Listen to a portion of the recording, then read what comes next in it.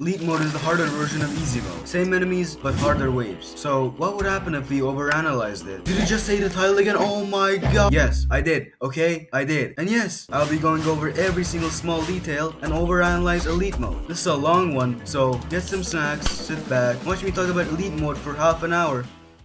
The first enemy you encounter is a zombie. The zombie has never seen any appreciation because it's the most boring ass zombie in the game. I mean, hell, contains are more interesting and they're a starter enemy too. He has 8 HP and moves at an average speed. Next up, we have the fast zombie, the virtual equivalent of a drag addict. He's not fast because he's fit, he runs fast because he does crap. He has 8 HP and moves fast. Next, we have the heavy zombie. The heavy zombie is the heavy side of the main trio, and take a guess as to what his speed is. Average? Fast? No, of course it's slow. Because he just can't stop fucking eating. He has 27 HP and move slow. Next up on the list, we have the armored zombie. This guy's armor is the same as some kid wearing a cardboard box and using it as armor, because it doesn't provide any armor aside from making him move slower than he already is. He has 100 HP and moves very slow. Next up, we have the chained. Nobody knows why chained was even, well, chained. Is he like a rabid dog? A prisoner? I mean, could be both honestly. He has 165 HP and moves at an average speed. Next, we have the mutated zombie. The mutated zombie has a baby zombie on his back that gets launched when the mutated zombie dies. And the worst parent of the year award goes to mutated zombie. He has 260 HP and moves fast. Next we have the mutated offspring, which I forgot to cover in easy mode because it was so insignificant I didn't even bother to overanalyze. Anyway, the mutated offspring is the zombie that gets launched when the mutated zombie dies. It's pretty weak on its own and has 30 HP along with a fast move speed. Up next we have the slow resurrected ranger, one of the 3 variants of resurrected rangers, this one being the weakest. As suggested by his name, he,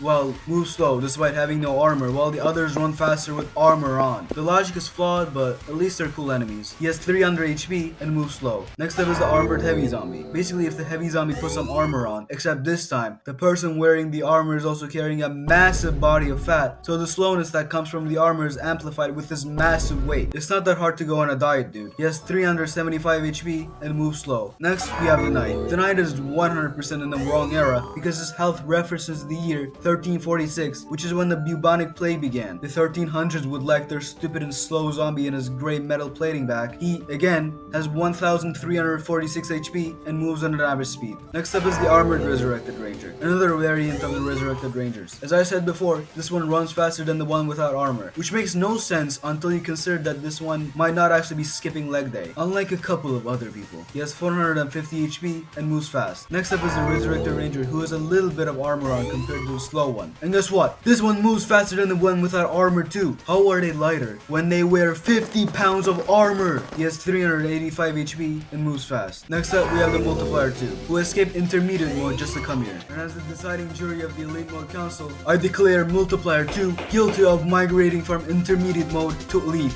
You aren't welcome here. Why? Because you keep multiplying a billion abominations to existence. He has 100 HP, has a 100% resistance to ice, and moves at an average speed. Next, we have the revived boss 2. This one is a different case than the multiplier, because as we all know, boss 2 is from tower battles. He didn't migrate, he literally looks like a goddamn fossil. Being revived is probably not very good for one's appearance. He has 6000 HP and moves at an average speed. Next is the abomination. His name's true, he is an abomination. Yes, he does puke green goo. Yes, he does look like an experiment to make living slime gone wrong, but even abominations are living creatures. It's very rude to judge someone based on the way they look. Nah, how am I kidding? This guy's hideous. Don't try to sympathize with him. He has 2850 HP and moves fast. Next up, we have the hazmat zombie. The hazmat zombie is wearing a hazmat suit when there's no point to doing so anymore because he's already infected. You could say that it provides him armor, but no. Hazmat suits are literally made of leather and cloth. Almost the same as wearing a jacket that covers your entire body. Just take the suit off, bro. He has 750 HP and moves at an average speed. Next up is the radioactive zombie and...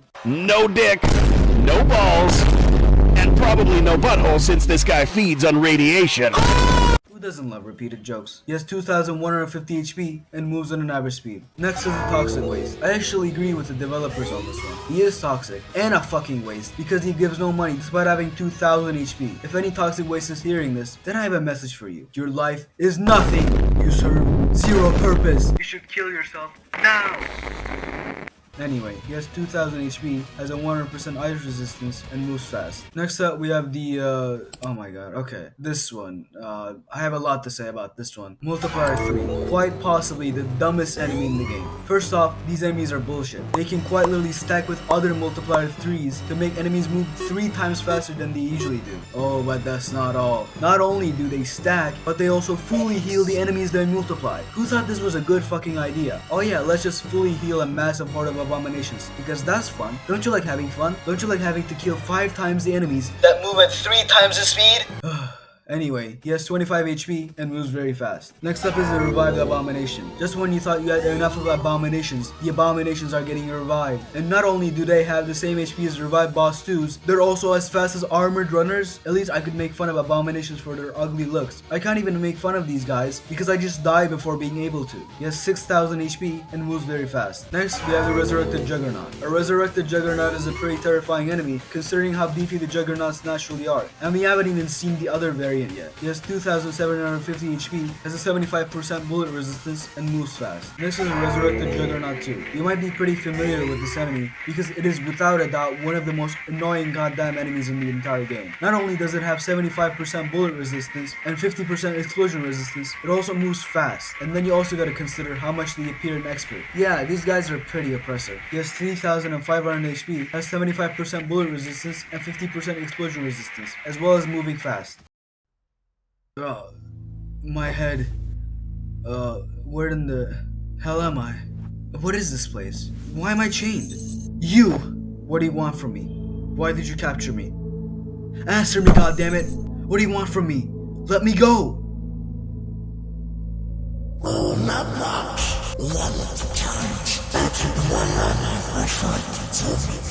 What? No way.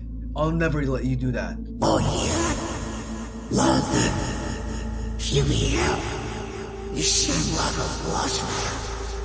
So what's your the fuck doing something here, boy?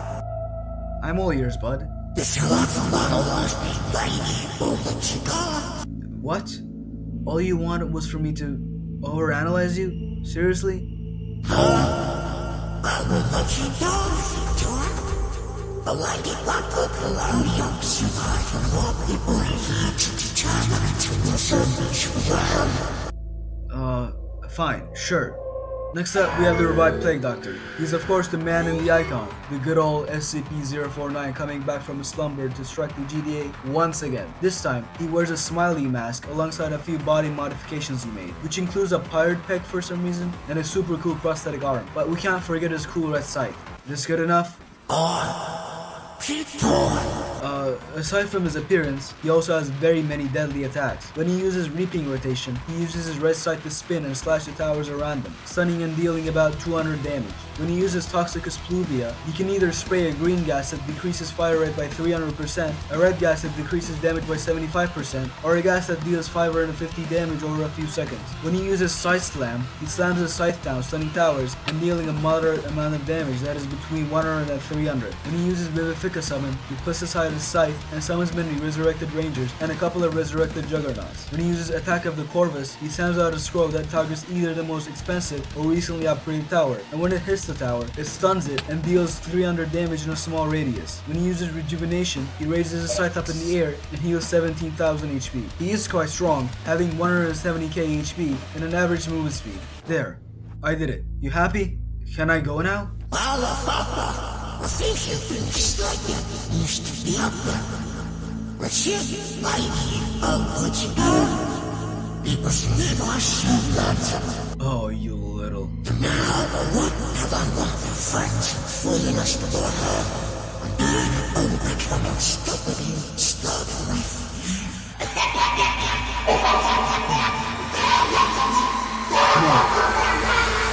No, that's not going to happen. Ranger, now! What are you? Later, old man. No! Let's see first.